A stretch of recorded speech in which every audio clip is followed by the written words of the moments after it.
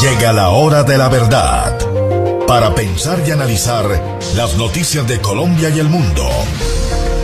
La hora de la verdad, en la red de Radio Red RCN, con Fernando Londoño Hoyos.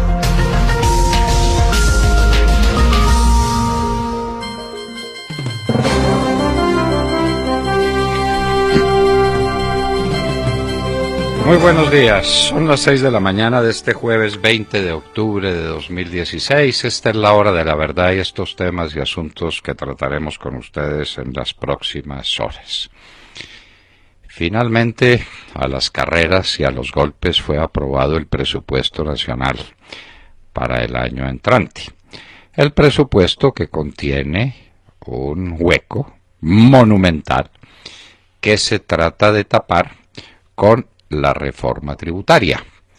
Salud, ciudadanos, se les encarecieron todos los bienes que tienen IVA, se les subieron del 16 al 19%. Salud, inversionistas en sociedades anónimas, les pusieron el 10% de impuesto a las utilidades. Luego pagan dos veces. Primero paga la empresa de la que ustedes son socios y paga sus impuestos por las utilidades que obtienen. Y de lo que queda, le dan a ustedes utilidades y ustedes pagan el 10% de ellas para tapar el hueco que abrió el gobierno de Juanpa con sus despilfarros y sus corrupciones. También quedan grabadas las bebidas gaseosas, de manera que salud, trabajadores, cuando se vayan a tomar una colombiana para reponer un poco de energías, le pagarán impuestos al doctor Santos para que tape los huecos que abrió con su corruptela, con su mermelada, que fue con gente muy poderosa y no con el pueblo, a la que le repartió la mermelada. De manera que, salud, no hubo mayores sorpresas en la materia, ya la comentaremos. ¿Qué pasó con el encuentro entre el Centro Democrático y las FARC? Que las FARC dijeron que no. Bueno, a veces a uno le ayudan y esta vez nos ayudaron desde La Habana para no entrar en una conversación que nunca entendimos, nunca supimos para qué era. Vamos a ver si hoy el doctor Alfredo Rangel nos la explica de qué se trataba, para qué se reúne uno con los bandidos de las FARC sin tener poder negociador. Entonces, ¿eso qué significado tiene? Parece que él no ganó y muchos no se enteraron, ni siquiera algunos de los ganadores. La responsabilidad del Estado por las tomas guerrilleras. Este es un tema muy importante ahora cuando volvieron las bombas. Ayer pusieron 2 bombas en torres eléctricas aquí en las goteras de Bogotá. Nos recuerda la época en que Sendero Luminoso dejaba sin luz a la ciudad de Lima un día sí y otro también. ¿Quién puso las bombas? No, desconocidos. Sí, desconocidos que se entretienen poniendo bombas. Una en Mondoñedo, la otra en Mosquera. La de Mosquera no alcanzó a estallarle a la torre de energía. Le estalló a un policía que estaba tratando de desactivarla. El policía está herido. Prácticamente en las calles de Bogotá estallan las bombas. Pero tranquilos, los daños los pagamos todos, que fue la sentencia de la Corte Constitucional sobre las tomas guerrilleras. Las FARC hacen el daño, se toman los pueblos, los destruyen. El gobierno hace esfuerzos indecibles por recuperarlos, como los que hizo el presidente Uribe con Luis Alfonso Hoyos a la cabeza. Y ahora el Consejo de Estado condena a la nación a pagar los perjuicios de las tomas guerrilleras de las FARC, mientras las FARC, muertas de la risa, siguen su marcha ascendente en la riqueza. Están viendo a ver cómo llegan en la revista Forbes, siquiera al puesto 10 en el mundo. Y a todas estas uno se pregunta, ¿quién gobierna en Colombia mientras se hace la paz? ¿Quién gobierna? Aquí no se habla de otra cosa y Santos no se ocupa de otra cosa, sino de las conversaciones y que sale de la calle y vuelve de la calle y que entonces qué van a hacer con el no y entonces qué van a hacer con el sí y entonces si las FARC aceptan unos retoques entonces vendrá otro plebiscito y mientras tanto el país y mientras tanto la economía y mientras tanto la salud y la educación y el techo y las obras y la situación de los desempleados y la situación de los empleados teóricos que tienen un empleo informal y mientras tanto una nación que avanza hacia el abismo. ¿Quién se ocupa de ella? Capturado en Venezuela el segundo de Pablito. Lo capturaron en la frontera colombo-venezolana, una colaboración del gobierno de Venezuela con el gobierno de Colombia. Se ve que alguna cosa pasó con el ELN, no le pagó suficiente plata al cartel de los soles, algo le ocurrió, pero capturaron al segundo de Pablito, un hombre con un prontuario absolutamente espectacular, merecedor entonces de hablar con Frapper sobre la paz, porque tiene homicidios, secuestros, violaciones, la lista pues de este bandido que capturaron ayer, la lista de sus crímenes, el culebro viejo, el culebro viejo. El culebro viejo pues tenía un prontuario descomunal.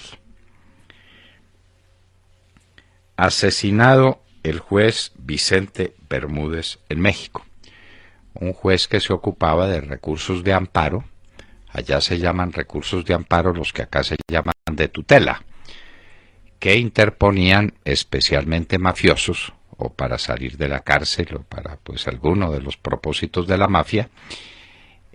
Algo tuvo que ver con el Chapo Guzmán, se lo atribuyen al Chapo Guzmán. Los defensores del Chapo Guzmán dicen que eso es insólito, que ese ataque al Chapo Guzmán no tiene razón de ser, que no tuvieron nada que ver con el asesinato del juez Bermúdez. Lo cierto es que están pidiendo justicia sin rostro. ¿Se acuerdan que aquí en Colombia funcionó la justicia sin rostro? Sí, cuando los jueces fue necesario mimetizarlos, esconderlos, porque los mataba la mafia. Entonces, en México están ahora en eso, tantos años después. Anticipan la elección del procurador para el 27 de octubre. Como aquí no se sabe nada de nada, pues no se sabe esta movida de Liz Canito, el presidente del Senado, ¿para qué fue? ¿Para favorecer a quién? Si es para favorecer al candidato del Partido Liberal, que es Carrillo, o para favorecer al candidato de Gaviria, que es el ex vicefiscal, o si es para favorecer a la señora López, no hay ni idea de qué es lo que está pasando. Unos dan por elegido a uno un día, al día siguiente eligen a otro, no se sabe nada. Lo cierto es que se anticipará la elección del procurador, que lo será en los próximos 4 años, a partir de enero, del que será Procurador General de la Nación. ¿Qué pasará? El debate Hillary-Trump. Ayer estuvo mucho más ponderado, mucho más tranquilo. Cristina Londoño nos lo va a comentar. Parece que a Trump definitivamente le fue muy mal, muy mal. Todo, la suerte parece echada en los Estados Unidos. Sin embargo, hay quienes insisten en que hay en el fondo del pueblo americano una sensación de solidaridad por posiciones de Trump en contra de los inmigrantes, en contra de la participación económica de los Estados Unidos en la salvación de otros estados en el mundo. Es decir, una cosa medio chauvinista, medio rara, que podría dar una sorpresa. Cristina Londoño nos hablará hoy del tema. En el Brasil, Eduardo Cunha, quien fue acusador de la Rousseff y quien era el hombre fuerte del actual presidente de Temer, acaba de ser arrestado por su supuesta participación en los escándalos de Petrobras. Recuerden ustedes que Petrobras era la caja menor de todos los bandidos del Brasil, o la caja mayor, porque estamos hablando de muchísimo dinero, y ahora dicen que Eduardo Cuña estaba mezclado en ese escándalo de Petrobras, y ayer lo detuvieron. El hombre fuerte del régimen, prácticamente. En Kabul, Afganistán, fueron muertos 2 contratistas de los Estados Unidos y heridos 3. Esa guerra en Afganistán a nadie le importa. Afganistán no es rico en nada, no significa nada. Perdió su valor estratégico que lo tuvo cuando la invasión de Rusia por su vecindad con China, pero en este momento Afganistán no significa nada. Allá siguen matando la gente. A las mujeres las encierran en esas cosas espantosas que debieran ser motivo para que a esos afganos les hicieran algo grave. Es que no hay derecho a que una mujer tenga que vivir debajo de una prisión de esas. La meten entre un calabozo y le cubren la cabeza con un ropaje, si es que así se puede llamar, lo que le ponen en la cabeza, ignominioso. ¡Qué horror! La guerra de Kabul, de Afganistán, ya no conmueve a nadie. Siria y Rusia abren corredor para salida de civiles desde Alepo. ¿Esto qué significa? Le van a permitir a los civiles que se escapen de Alepo antes de que acaben de destruir esa ciudad. Y empieza en grande la campaña sobre Mosul, que será la última lucha contra ISIS en Irak. La campaña sobre Mosul, estamos hasta ahora en los prolegómenos, los traslados de tropas, los preparativos. Mosul va a ser otra Alepo. ¿Cuántas muertes va a costar la desaparición del último enclave de ISIS en Irak? ¿Quién lo sabe? Nunca se sabrá. Y en Hoy en la Historia, año de 1873, nace uno de los más grandes humanistas que tuvo Colombia, uno de sus más insignes poetas, uno de sus más destacados políticos, uno de sus más eficaces diplomáticos, Guillermo Valencia. Nació en el año de 1873 en la muy ilustre hidalga ciudad de Popayán. De todo esto y de mucho más hablaremos con ustedes en las próximas horas, en la Hora de la Verdad. Muy buenos días. Pues sí, los castillos en el aire se deshacen, se caen, por su peso, ¿no? Que es ninguno. Hablemos, como siempre, de política y de ese proceso que es interminable, ¿no? La propuesta del uribismo de un gran pacto nacional para rehacer unos acuerdos de paz que el pueblo rechazó en el pasado plebiscito, pues también fue rechazada por la narcoguerrilla de las FARC y, a decir verdad, favor que le hicieron al Centro Democrático. La idea era crear una mesa técnica integrada por los voceros del No, las FARC y el Gobierno para discutir las modificaciones que deben hacerse al acuerdo que, como yo insisto, el pueblo rechazó. Pero el Centro Democrático aceptó la idea de reunirse con las FARC previamente, en concreto con el abogado de las FARC, el comunista español Enrique Santiago. Esta iniciativa del uribismo fue rechazada por las FARC por considerarla dilatoria, y los líderes del uribismo, Carlos Holmes Trujillo, Iván Duque y Óscar Iván Zuloaga, se quedaron con sus propuestas en el bolsillo. Al parecer, a la guerrilla y al gobierno no les gustó la idea de que el apoyo del Centro Democrático esté condicionado a una implementación de los acuerdos por medio de la legislación ordinaria. La guerrilla, que está acostumbrada a tenerlo todo en las negociaciones con el gobierno, quiere las cosas a su estilo, por supuesto, y con rapidez, y la legislación ordinaria tomaría más de un año, y eso, evidentemente, dañaría la ceremonia del Premio Nobel, que será en diciembre, ¿no? Las FARC y el gobierno insisten en los acuerdos que el pueblo rechazó y quieren hacerlo por la vía rápida. Pregunto, ¿por qué el Centro Democrático propuso reunirse con el abogado de las FARC? ¿Es esta una movida inteligente o con esta movida podría devolvérsele al Centro Democrático la responsabilidad de un proceso de paz que tiene muy altas probabilidades de acabar mal? ¿Por qué las FARC no aceptaron esta reunión? ¿De verdad creen aquí todos, gobierno, FARC y oposición, que se pueden saltar a la torera el mandato del pueblo colombiano expresado a través del plebiscito? Pregunto. Una pregunta demasiado inteligente, Montserrat, que por lo mismo tiene muy difícil respuesta. Entonces aquí ya todos de acuerdo en que hay que burlar la opinión del pueblo colombiano, que expresada en las urnas se convirtió en un mandato. Y el mandato es muy simple: rechazamos el acuerdo que se le presentó a su consideración, el de las 297 páginas. ¿Lo aprueba usted o lo rechaza? El pueblo dijo: lo rechazo, y asunto concluido. Y lo aprobaba el 17% del censo electoral, es decir, nadie. Y así no lo querían imponer. Bueno, ante esa realidad, entonces, ¿qué hacer? Pues empezar a trabajar con herramientas nuevas.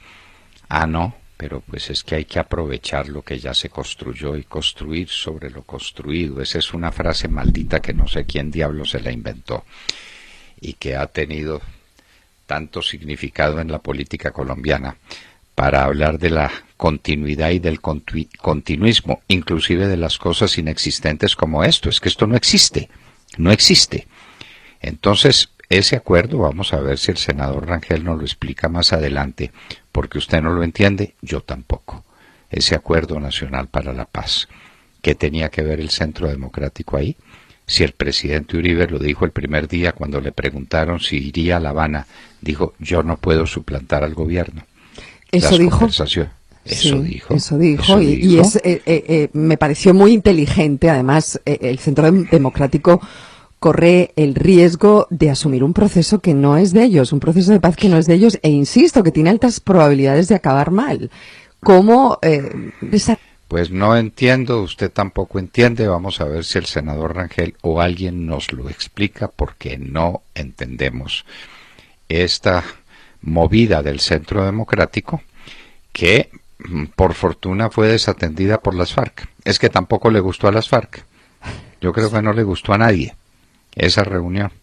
Y entonces finalmente no la hubo. ¿En qué queda el acuerdo nacional para la paz de que hablaba el presidente Uribe? Pues si ni siquiera las FARC quisieron reunirse con él. Entonces, con él o con sus 3 delegados, a los que se corre el riesgo de hacerles grave daño en sus aspiraciones presidenciales a los 3, metidos como están en este horrendo mare magnum de la paz en Colombia, de lo único que se habla en Colombia, en un país lleno de necesidades, de conflictos, de problemas que se tienen que enfrentar, y mientras tanto seguimos pendientes del bandido ese coterráneo suyo, del Santiago. No, sí, por Enrique favor. Santiago, sí. Por favor, era lo que faltaba. Sí, mire, doctor Londoño, dice este oyente que firma como millones, dice: perdieron, pero siguen con la petulancia. Es un buen resumen, sí. ¿Verdad? Desde luego, con la petulancia y de pronto con las bombas. William Calderón. Doctor Londoño, buenos días Colombia, gracias por invitarnos a sus hogares y a sus vehículos. Hoy es jueves 20 de octubre del año 16. Son las 6:27 de la mañana. A la manera del sendero luminoso, como nos lo recordaba el doctor Fernando Londoño hace unos minutos aquí, con atentados a varias torres de energía en las goteras de Bogotá, Mondoñedo, Mosquera, Ciudad Bolívar, y cumpliendo con la amenaza del comandante Santiago, 2 policías resultaron heridos, en donde, según las autoridades, una de las infraestructuras atacadas fue derribada. Entre tanto, la otra fue intervenida por el grupo de antiexplosivos, quienes en su labor desactivaron algunas cargas, pero una explotó, afectando a los uniformados. El otro atentado se registró sobre las 8 de la noche en la localidad de Ciudad Bolívar, en el barrio Villa Julia, al sur de Bogotá, que fue desactivada otra torre de suministro. Igualmente, según lo acabamos de registrar, las unidades de antiexplosivos se encontraron otra en el barrio Divino Niño de esa misma localidad, a donde llegó la inteligencia. Pero después, por su parte, el comandante del Departamento de Policía Cundinamarca, coronel Miguel Ángel Correa, explicó que se adelantan los operativos para hallar a los responsables. Doctor Londoño, a la manera del sendero luminoso, a punto de caer en poca luz. Igualitico, y no digan pues que es el ELN ahora, esos son las FARC. ¡Claro! Y sus amigos, y eso es el estilo de sendero luminoso. Con que no quisieron el acuerdo de paz. Entonces ahí empezamos a ponerles bombas. Llama la atención que en 3 casos las bombas hubieran podido ser desactivadas sin que tumbaran la torre. Entonces uno no sabe si lo que quieren es crear el hecho y la expectativa y la zozobra para y que la gente salga a marchar asustada. Para que hablemos claro, para que llenen la plaza de Bolívar de unos tipos a donde se está llegando a fumar marihuana, bazuco y lo demás, ¿no? Por cuenta de la experiencia que nos dejó Petro. Bueno, muertos de miedo entonces. Claro. A arreglar estas cosas con las FARC a la carrera. Bombas en Bogotá. Entonces, según las cuentas suyas, 4, ¿no? Mondoñedo, Mosquera, pues que es en las goteras de Bogotá, y 2 en Ciudad Bolívar. Pues en Ciudad Bolívar 2. Entonces, 2. ¿Quién sabe cuántas más, doctor? Y no quieren contar porque como aquí todo lo guardan. Sí, pero lo que pasa es que un estallido de eso sí es muy difícil guardarlo, salvo que las hubieran con silenciador desactivar a tiempo. Con silenciador, bombas con silenciador. ¡Qué horror! Y nos vamos para los Estados Unidos porque Cristina Londoño tiene cosas muy interesantes para contarnos sobre el debate de anoche entre Hillary Clinton y Donald Trump. Buenos días, Cristina. Hola, papi, muy buenos días y muy buenos días a todos. Bueno, culminó anoche en Nevada el tercero y último debate entre Donald Trump y Hillary Clinton antes de las elecciones presidenciales del 8 de noviembre. Los candidatos nuevamente no se dieron la mano, volaron los golpes. Trump, dicen analistas, tanto liberales como conservadores, tuvo el mejor desempeño de los 3 debates, pero fue uno de los 90 minutos del encuentro el que definió la noche. Suicidio político lo está denominando el analista conservador Charles Krauthammer y otros también del Partido Conservador, que aseguran que el peor golpe de la noche se lo dio Donald Trump a sí mismo. Es el titular de todos los diarios más importantes de noticias de este país, también de los medios sociales. Y es el hecho de que el magnate republicano se negó a decir o a comprometerse a reconocer los resultados de las elecciones. A pesar de que sus asesores habían dicho que él sí lo iba a reconocer, pues él dijo bajo presión del moderador Chris Wallace que va a mantener al pueblo estadounidense en suspenso hasta las elecciones. Esto después de varios días en que Donald Trump ha dicho que las elecciones están amañadas,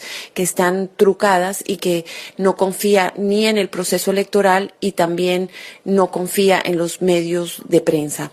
Este testimonio, esta declaración es muy preocupante para estadounidenses porque muchos están asegurando que amenaza el respeto por más de 200 años de una democracia ininterrumpida en que ha habido transferencia pacífica de poder. Clinton habló de esta declaración de Trump diciendo que causa horror. Y esto le pasa a un hombre que en realidad no tenía margen de error en este debate. Ya estaba a 9 puntos según las encuestas de Hillary Clinton, y esas mismas encuestas que ahora están mostrando que estados tradicionalmente republicanos como la Florida y Nevada ahora son estados de tendencia demócrata, y también muestra otros estados también tradicionalmente bastiones republicanos como Utah y Arizona como estados bisagra, que quiere decir que se podría inclinar la balanza y se podrían ir para los demócratas. Vamos a hablar de otros momentos claves de la noche. Por ejemplo, parece haber indignado a muchos muchos latinos, a muchos hispanos. Te hablaron de inmigración. Él dijo que él quería controlar las fronteras, volvió a hablar de construir el muro y de impulsar la deportación de los criminales. Dijo, usando esta palabra textual, que México estaba mandando a muchos bad hombres malos. Esta frase de bad hombres se volvió viral y, como les he dicho, muchas organizaciones proinmigrantes están reaccionando en contra de Trump. Un momento difícil para Hillary Clinton fue cuando Donald Trump sacó a relucir los discursos filtrados por WikiLeaks a importantes empresarios, entre ellos uno de Hillary Clinton en Brasil, en que le dijo a empresarios que ella creía en un país de fronteras abiertas. Ella trató claramente de arreglar lo que había dicho y decir que habían tomado esa frase fuera de contexto, y en vez de concentrarse en ese tema, trató de voltear la arepa y hablar de las filtraciones, de lo que había hecho WikiLeaks, publicar correos electrónicos que, según distintas agencias del gobierno de los Estados Unidos, fueron hackeadas por Rusia o por agentes que estaban sirviendo al gobierno ruso de Vladimir Putin. Hillary Clinton le dijo a Donald Trump que claramente él sería el escogido de Vladimir Putin como presidente de Estados Unidos, porque él sería una simple marioneta de Putin. Trump le dijo que la marioneta iba a ser ella. Pareció un intercambio de colegio, pero también está siendo muy mencionado en los medios sociales. Y otra parte del debate que vale la pena destacar y resaltar es que Donald Trump dijo que las 9 mujeres que han salido a acusarlo de haberlas manoseado después de que se filtrara la grabación de hace 11 años en que habla con un reportero de la cadena NBC sobre la manera en que le gustaba acercarse vulgarmente de algunas mujeres, pues Donald Trump desacreditó a esas mujeres y dice que la campaña de Hillary Clinton estaría detrás de esas acusaciones, a las que volvió a decir que son totalmente falsas. Dijo incluso que la mayoría de esas mujeres jamás las ha visto y ni siquiera las conoce. Claramente habrá mucha más tela que cortar en los próximos días antes de las elecciones, pero nuevamente les repito, el titular en todas partes es que Donald Trump aseguró que no aseguró, pero no se comprometió a decir que va a reconocer los resultados de las elecciones. Esto genera preocupación y en los próximos días veremos cómo se echa para atrás, pide perdón o sigue adelante, pero claramente una aseveración que podría afectarlo muchísimo con los votantes independientes e indecisos que tanto necesita conquistar. Es lo que tengo por el momento. Ahora regreso contigo al estudio, papi. Que tengas muy buenos días y muy buenos días a todos. Hay políticos que tienen en ellos mismos su peor enemigo. Eso parece ser el caso de Donald Trump. Es imposible que él hable mucho tiempo sin meter la pata de una manera escandalosa, y entonces ahora arremete contra el sistema electoral de los Estados Unidos, que ellos consideran como su joya de la corona, la democracia más perfecta del mundo, desconocida por un candidato a la presidencia del país. Eso definitivamente no gustó. Trump contra Trump en vísperas de elecciones, y ya con una mayoría que parece muy definitiva en favor de Hillary Clinton.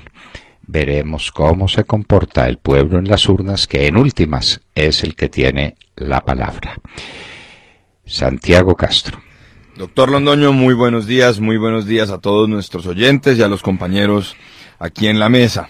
En Al Oído hablamos del tema Trump seguramente. El día de ayer, las plenarias de Senado y Cámara, doctor Londoño, aprobaron definitivamente el presupuesto general de la Nación para 2017 por 224,4 billones de pesos, con algunas alteraciones al proyecto original, que incluyeron el traslado de 2 billones del servicio de la deuda para inversión, el incremento del presupuesto para el sector agricultura y el traslado de 690,000 millones de pesos de la venta de Isagen para los 4 departamentos donde opera la empresa, es decir, Caldas, Antioquia, Tolima y Santander.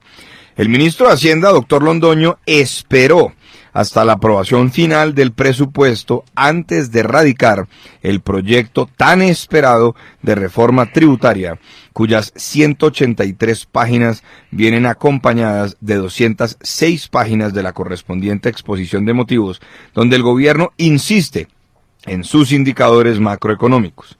Al parecer, se trata de un recaudo adicional por 7,2 billones de pesos, que es lo que espera Hacienda. El proyecto de reforma incluyó, doctor Londoño, tal como lo anunciamos, el incremento del IVA del 16 al 19%, impuesto a las bebidas azucaradas de 300 pesos por litro, incremento en impuesto a los combustibles, el reemplazo del CRE, renta sobre tasa y riqueza por una sola tarifa del 32% para las empresas, entre otras. Llama la atención el impuesto a los dividendos, que será del 5% para quienes reciban por este concepto entre 17,8 y 29 millones de pesos. De ahí hacia arriba será de 10%. Las consecuencias que eso traerá en el sistema financiero están por verse, pero sin duda ya hay quienes están pensando en hacer las transferencias correspondientes para evitar verse afectados. Recordemos, doctor Londoño, que el impuesto a los dividendos no había sido incluido por el gobierno en su anterior reforma. El gobierno acompaña esta reforma con una propuesta de cárcel entre 4 y 9 años para evasores. Amplía definitivamente la base de quienes deben declarar renta, aunque, y esto llama mucho la atención, doctor Londoño, no se atrevió a bajar hasta quienes reciben ingresos por 1.5 millones de pesos mensuales, pero sí a quienes reciben ingresos por encima de 2.75 millones de pesos. Actualmente declaramos quienes recibimos más de 3,4 millones de pesos mensuales. El ambiente, doctor Londoño, no es favorable para la reforma. Además del Centro Democrático, el Partido Liberal y el Conservador han anunciado que así como está el proyecto, lo van a votar en contra. Esto es un zaperoco, prosperidad para todos. Sí, el tema de los dividendos para las utilidades es gravísimo, porque la gente cada vez hará mejor las cuentas y dice, bueno, ¿cómo es esto? Yo invierto mi plática, la invierto en una sociedad anónima, recibo una renta y tengo que pagar el 10% de la renta, cuando la sociedad en la que invertí ya pagó impuesto de renta por las utilidades que tiene. Eso es impuesto sobre impuestos, cascada impositiva en un país que está necesitando desesperadamente inversión en las sociedades anónimas. Pero doctor, no hagamos esta cuenta sencilla. Supongamos que uno recibe por dividendos 30 millones de pesos al año. Supongamos. Quiere decir eso que recibe uno mensualmente 2,5 millones. Bueno, con este nuevo impuesto, eso se le baja a 2. Más o menos son las matemáticas. Pues 502 y pico, el 10% ¿eso? Son 200 y tantos mil pesos mensuales menos. Eso sin perjuicio del impuesto a la renta, ¿no? Ajá. Este es impuesto por el hecho de recibir dividendos, pero tiene que pagar también impuesto a la renta por la totalidad de los dividendos que recibió. Entonces, ¿con cuánto queda grabado el espíritu asociativo de los colombianos? Mejor dicho, no vaya a la bolsa porque le cuesta mucho. Entonces, busque otra salida para su plática. En fin, ya seguiremos en el análisis de esta reforma tributaria que promete ser un desastre para el gobierno nacional. Tata Castro. Doctor Londoño y a todos los oyentes, muy buenos días. Ayer en el cierre de la tercera jornada de la fase de grupos de la Liga de Campeones, el Barcelona goleó 4-0 al Manchester City de Guardiola, con tripleta del argentino Lionel Messi y el último de Neymar, que antes había fallado penalti. Fue un golpe duro para el ex técnico del Barcelona, que nada pudo hacer para frenar el tridente de ataque Messi, Neymar y Suárez en el Camp Nou. El argentino, recién recuperado de una lesión, mostró ayer por qué es el mejor del mundo. Ambos equipos terminaron con 10 hombres. Primero el equipo inglés perdió a su arquero Claudio Bravo en el minuto 53, que para frenar a Luis Suárez fuera del área detuvo el balón con la mano y vio la roja. Y luego en el equipo español expulsaron al defensa Mathieu por doble amarilla. Barcelona continúa invicto y líder del grupo C. Los de Guardiola son segundos y siguen sin convencer. A la misma hora, pero en Londres, el Arsenal derrotó 6-0 al Ludogorets búlgaro con una gran actuación del arquero colombiano David Ospina, que mantiene su arco como uno de los menos vencidos del campeonato. Ospina ha disputado los 3 partidos de la fase de grupos y solo ha permitido un gol en su arco. En la Champions, el colombiano sigue demostrando su excelente nivel. Hay que destacar también la actuación del alemán Mesut Özil. Con el Arsenal en este partido anotó, igual que Lionel Messi, 3 goles. De Europa pasamos a Sudamérica. La Copa Suramericana. Junior de Barranquilla acabó con una racha de 12 partidos sin conocer el triunfo. Venció ayer al Chapecoense brasilero 1-0 en la ida de los cuartos de final jugado en la capital del Atlántico. Y Atlético Nacional de visitante empezó ganando con gol de Miguel Borja en el minuto 14, pero al final terminó en empate el partido frente al Coritiba. A propósito de Borja, doctor Londoño, hoy aparece en el top 10 de los máximos anotadores del mundo este año.